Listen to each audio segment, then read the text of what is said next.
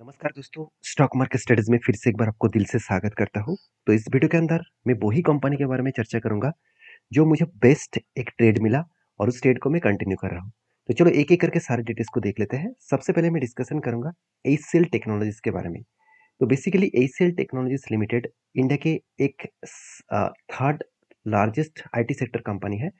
और बेसिकली देखा है तो एचसीएल टेक मेरे सबसे पसंदीदा भी एक कंपनी है। मैं क्यों बता रहा हूँ, क्योंकि इस कंपनी का हमेशा कुछ अलग इनोवेंट होते हैं, अलग सोच कर काम करते हैं। तो इसीलिए कंपनी आज थर्ड पोजीशन में है, क्योंकि एक टाइम विप्रो इंडिया के third largest IT sector company था। उसको भी टक्कर देकर आज एचसीएल टेक कितने आगे बढ़ चुके हैं आप देख सकते हैं। विप्रो से ऑलमोस्ट डबल के आसपास, अब ऑलमोस्ट विप्रो को दोगुना पीछे छोड़कर आगे बढ़ चुके हैं। तो यही एचसीएल टेक का पावर है। और मुझे खासियत पॉइंट सबसे बेस्ट लगा, आप ध्यान से देखना, टॉप 5 अगर कंपनीज को देखेंगे तो सारे के सारे सेल्स में वीकनेस है। एचसीएल टेक में कोई भी वीकनेस नहीं है। और प्रॉफिट ग्रोथ को तो मैं यहाँ पे स्ट्रांगली दिखाऊंगा कि कंपनी का प्रॉफिट ग्रोथ कितना स्ट्रांगली बढ़ चुके हैं। 20% के आसपास प्रॉफिट ग्रोथ हो चुके हैं, जहाँ पे टीसीएस भी कवर नहीं किया, जहाँ पे इन्फोसिस भी कवर नहीं कर पाए, जहाँ पे विप्रो भी कवर नहीं कर पाए, जहाँ पे एलटी माइंटी भी कवर नहीं कर पाए। मतलब एचसीएल टेक कितना स्ट्रांग है आप देख सकते हैं। इसके अकॉर्डिंग मुझे एक अपडेट भी मिला जो मैं आपके साथ शेयर करूंगा। आप देख सकते हैं एचसीएल टेक टू शो मतलब एआई जो जनरेशन है बेस्ड ऑन चैटबॉट। तो चैटबॉट के जो एआई जनरेशन है other solutions to Semicon India 2024। मतलब बताया जा रहा है कि कंपनी जो एआई बेस्ड मतलब जो एआई जनरेट प्रोडक्ट है, एआई बेस्ड जो चैटबॉट जैसे प्रोडक्ट है उसके ऊपर बहुत तेजी से काम कर रहा है। और ये भी बताया जा रहा है कि कंपनी इस सेगमेंट के ऊपर बहुत जोर शोर से काम कर रहा है और आगे बढ़ने की बहुत ज़्यादा पोटेंशियल है इस सेगमेंट में। क्योंकि आप सभी जानते हैं हर जगह पे आपको एक ही चीज़ सुनने को मिला है, एआई, आर्टिफिशियल इंटेलिजेंस। तो इस आर्टिफिशियल इंटेलिजेंस के ऊपर जो आईटी सेक्टर सबसे ज़्यादा काम करेंगे उसी का डायरेक्टली फायदा मिलेगा। और सीधा सीधा आपको मुझे लगता है एचसीएल टेक के ऊपर भी फायदा मिलने वाला है, क्योंकि वही इस तरीके से बातचीत यहाँ पे बताया जा रहा है। The 3 days conference will comments of the September 11।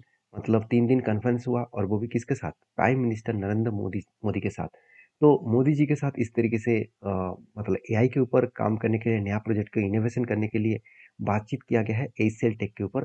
तो बेसिकली एचसीएल टेक का इसका सीधा सीधा फायदा मिलेगा। तो इसीलिए मैं एचसीएल टेक के ऊपर बुलिश हूँ और मुझे जो ट्रेड मिला उस ट्रेड को मैं अभी कंटिन्यू करूंगा। क्योंकि जो ट्रेड मिला वो मैं आपके साथ शेयर करूंगा। पहले देखिए छोटा सा एक शोल्डर बने और बड़ा सा एक हेड बने, उसके बाद छोटा सा फिर से एक शोल्डर बने। तो इसको कहा जाता है shoulder cum head cum shoulder. तो इसको कहा जाता है reversal head and shoulder pattern.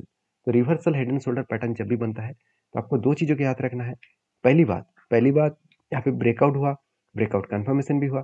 और ब्रेकआउट कंफर्मेशन होने के बाद देखिए कंपनी ऊपर तो गया, उसके बाद देखिए मुझे लग रहा था कि एक बार वो रिटेस्ट करेगा, नीचे तो आ रहे थे। अभी इस जगह से रिकवरी करे ना करे, मैं जरूर इस कंपनी को यहाँ से कंटिन्यू करूंगा। क्योंकि मुझे ब्रेकआउट के हाई जो लेवल है मुझे उतना ज़्यादा हाई नहीं लगा। तो यहाँ से मैं जो टारगेट लेकर चल रहा हूँ वो करीबन करीबन अराउंड 2175 के आसपास। तो एंटी लेवल से अगर मैं इस टारगेट लेवल तक मार्किंग करूं तो कितना टारगेट मिलने का चांसेस है, ओवरऑल टारगेट मिलने का चांसेस है 26 से 27% के आसपास। तो मेरे हिसाब से बेस्ट टारगेट मिलने का चांसेस है इतने बड़े कंपनी के ऊपर। हाँ, आप जब भी मतलब जब भी आप किसी भी कंपनी के ऊपर काम करते हैं आपको कुछ चीज़ों को ध्यान रखना होगा कि कंपनी में कितना ग्रोथ है और कंपनी कितना स्टेबल है और कंपनी के ऊपर इंस्टीट्यूशन कितना स्ट्रांगली इस कंपनी के ऊपर भरोसा करते हैं। जैसे जैसे देखेंगे एफएस के पास 19% होल्डिंग था, आज 18% हुआ है। चलो 1% कम हुआ, उसका सीधा सीधा फायदा किसने उठाया, पब्लिक सॉरी डीएस ने उठाया। क्योंकि पब्लिक के पास जितना होल्डिंग था आज भी उतना ही है। तो इसका मतलब इंस्टीट्यूशन एक बेच रहा है, दूसरा खरीदारी कर रहा है। तो कोई भी माल बेचने के लिए तैयार नहीं है। हर कोई व्यक्ति इस कंपनी को कंटिन्यू करना चाहते हैं। तो आप किस तरीके से सोचते हैं मुझे जरूर कमेंट्स करके बता सकते हैं। मेरा व्यू जो है वो मैं आपके सामने शेयर कर चुका हूँ। आपका व्यू क्या है वो मुझे कमेंट्स करके बता सकते हैं। हाँ, मैं इस कंपनी के ऊपर बुलिश हूँ। आप बुलिश है कि नहीं है वो मेरे कमेंट्स सेक्शन में जाकर कमेंट्स करिए। और वीडियो अच्छा लग रहा है तो प्लीज़ एक लाइक करिए, क्योंकि इसी तरीके से वीडियो में कंटिन्यू आपके साथ शेयर करूंगा। नेक्स्ट जो कंपनी उसका नाम है अशोक लेलैंड।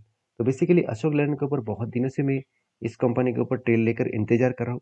और मुझे जो ट्रेड देखने को मिला उसको दिखाने से पहले मैं कुछ इंपॉर्टेंस पॉइंट में आपके साथ शेयर करूंगा। देखिए कंपनी के जो टेक्निकली चार्ट पैटर्न है वो लगातार लगातार भागते चले जा रहे हैं। क्योंकि जब एंटी बना था कुछ इस तरीके से लेवल्स में एंटी बना था, जो लेवल निकल कर है 165 के आसपास। और जो मैं टारगेट लेकर चल रहा हूँ करीबन करीबन आप बोल सकते हैं इसका जो टारगेट है वो 300 रुपीज़ के आसपास इसका टारगेट है।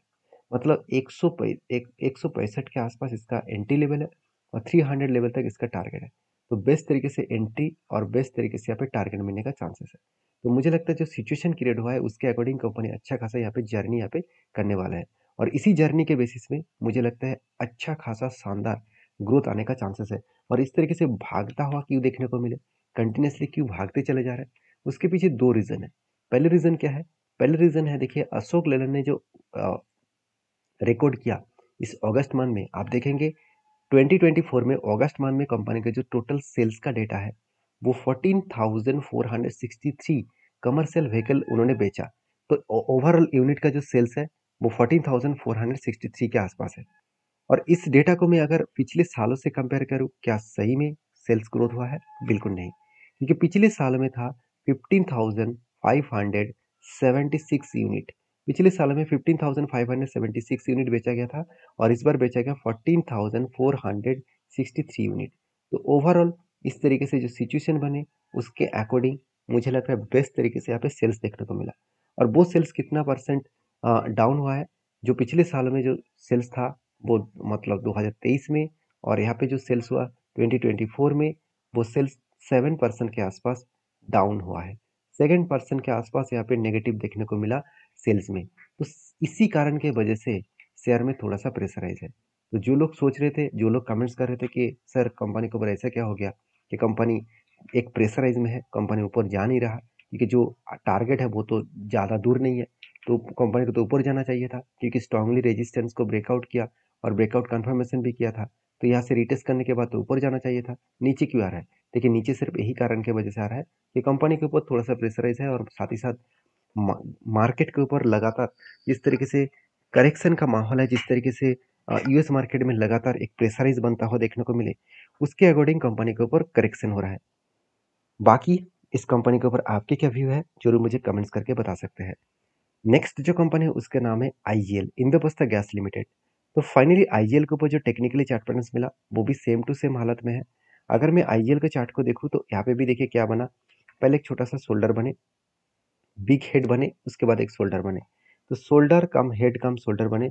फाइनली इसका क्या हुआ, ब्रेकआउट हुआ, और उसके बाद ब्रेकआउट होने के बाद ब्रेकआउट कंफर्मेशन भी हुआ, और उसके बाद कंपनी इसके ऊपर यहाँ पे धीरे धीरे करके ऊपर गया, नीचे आया, रिटेस्ट भी किया और ऊपर गया, फिर से रिटेस्ट किया। तो बार बार इस जगह पे वो रिटेस्ट कर रहा है, मतलब कंपनी इस लेवल को वो बार बार स्ट्रांगली सपोर्ट के हिसाब से इसीलिए देख रहा है क्योंकि कंपनी को जितने माल उठाना चाहिए था वो माल यहाँ पे बड़े बड़े इंस्टीट्यूशन इस जगह पे आने के बाद वो उठा रहा है।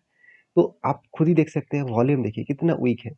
आप वॉल्यूम को मैं थोड़ा सा जूम करके आपको दिखाई देता हूँ और भी आपको क्लियर हो जाएगा। आप देख सकते हैं जब यहाँ पे वॉल्यूम था थोड़ा सा हाई था इसलिए हाई जंप हुआ, और उसके बाद देखिए यहाँ पे वॉल्यूम वीक होता चला जा रहा है, तो इसीलिए कंपनी के ऊपर भी प्रेशराइज भी बनता हुआ देखने को मिला है। तो मेरे हिसाब से जिस तरीके से सिचुएशन क्रिएट हुआ है उसके अकॉर्डिंग कंपनी के ऊपर आगे बढ़ने के लिए, ऐसे कंपनी के ऊपर जाने के लिए थोड़ा सा टाइम लग सकता है। अगर ऊपर गए मतलब इस लेवल तक गए तो एक बड़ा धमाका तो हो सकते हैं, क्योंकि जो मैं टारगेट लेकर चल रहा हूँ एंटी लेवल से मैं टारगेट लेकर चल रहा हूँ तो ऑलमोस्ट ऑलमोस्ट 37% के आसपास। तो इसके लिए मुझे थोड़ा सा इंतजार करना पड़ेगा क्योंकि कंपनी का परफॉर्मेंस तो ठीक है, कंपनी का फाइनेंशियल भी ठीक है। अगर वो मैं आपको दिखा दूँ आप खुद ही देख सकते हैं रेवेन्यूज में कोई भी चेंजेस नहीं है, कंटिन्यूसली रेवेन्यूज एक पॉजिटिव में है और प्रॉफिट ग्रोथ भी पॉजिटिव में था। देखिए एक टाइम कंपनी का पॉजिटिव में था, उसके बाद करेक्शन हुआ, उसके बाद फिर से वो रिकवरी करने का कोशिश कर रहा है। तो बेस्ट तरीके से यहाँ पे कंपनी का रेवेन्यूज, बेस्ट तरीके से यहाँ पे नेट प्रॉफिट देखने को मिला। जो प्रॉफिटेबिलिटी कंपनी के ऊपर एक अच्छा खासा करेक्शन होने के बाद फिर से रिकवरी होता हुआ देखने को मिले। तो जो मतलब डेटा यहाँ पे देखने को मिले उस डेटा के अकॉर्डिंग बेस्ट तरीके से परफॉर्मेंस यहाँ पे होता हुआ देखने को मिलेगा अपकमिंग टाइम्स में। तो मेरा जो व्यू है वो मैं आपके साथ शेयर किया हूँ, आपके क्या व्यू है जरूर मुझे कमेंट्स करके बता सकते हैं। अगर वीडियो अच्छा लग रहा होगा तो प्लीज़ एक लाइक जरूर कर दीजिएगा, क्योंकि मैं इसी तरीके से वीडियो आपके सामने शेयर करता रहता हूँ। तो देखिए आईजीएल के ऊपर एक चीज़ और भी मैं एडिंग करना चाहूँगा। देखिए एक टाइम एफआईएस के पास जो होल्डिंग था वो 21% तक चला गया था, आज 16% है। तो 16% हो गया तो कौन माल खरीदारी किया? क्या पब्लिक ने खरीदारी की? बिल्कुल नहीं। पब्लिक के पास जितना होल्डिंग था उतना ही होल्डिंग है। तो किसने खरीदारी किया? उसका फायदा सीधा सीधा डीएस ने उठा लिया। तो डीएस के पास 20% था वो 25% कर दिया, और एफएस के पास 20% था वो 16% कर दिया। मतलब 5% डीएस ने उठाया, 4% एफएस ने बेचा। और उसके साथ-साथ पब्लिक भी कुछ माल बेचा, तो उसका सीधा-सीधा फ़ायदा किसने उठाया? डीएस ने। तो इंस्टीट्यूशन जब किसी कंपनीज़ के ऊपर बाय करते हैं, तो उसके ऊपर एक पॉज़िटिविटी बन जाते हैं। तो नेक्स्ट जो कंपनी है उसके बारे में बात करूँ, उसका नाम है राजश्री पॉलीपैक लिमिटेड। तो राजश्री पॉलीपैक लिमिटेड जो 330 करोड़ का कंपनी है। तो बेसिकली इस कंपनी का जो बिज़नेस है वो पैकेजिंग बिज़नेस है और पैकेजिंग इंडस्ट्रीज़ में बहुत सारे लीडर्स प्लेयर हैं। इस कंपनी का मार्केट कैप बहुत छोटा है। तो फिर भी कंपनी ने 1 साल में जो चार्ट पैटर्न दिखा है तो बहुत ज़्यादा वोलेटिलिटी भी है। शायद इसीलिए कंपनी के मैनेजमेंट ने एक ट्रिक्स यूज़ किया लोगों को एक्स्ट्रा फ़ायदा देने का, वो है स्प्लिट। तो कंपनी हर एक के बदले आपको 2 शेयर देने जा रहा है।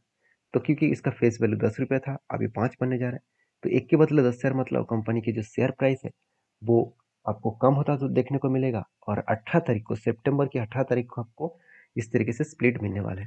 तो जो लोग स्प्लिट पाना चाहते हैं, इस कंपनी के ऊपर डीपली रिसर्च करें, उसके बाद काम करें। मिलते हैं नेक्स्ट वीडियो में, तब तक के लिए धन्यवाद।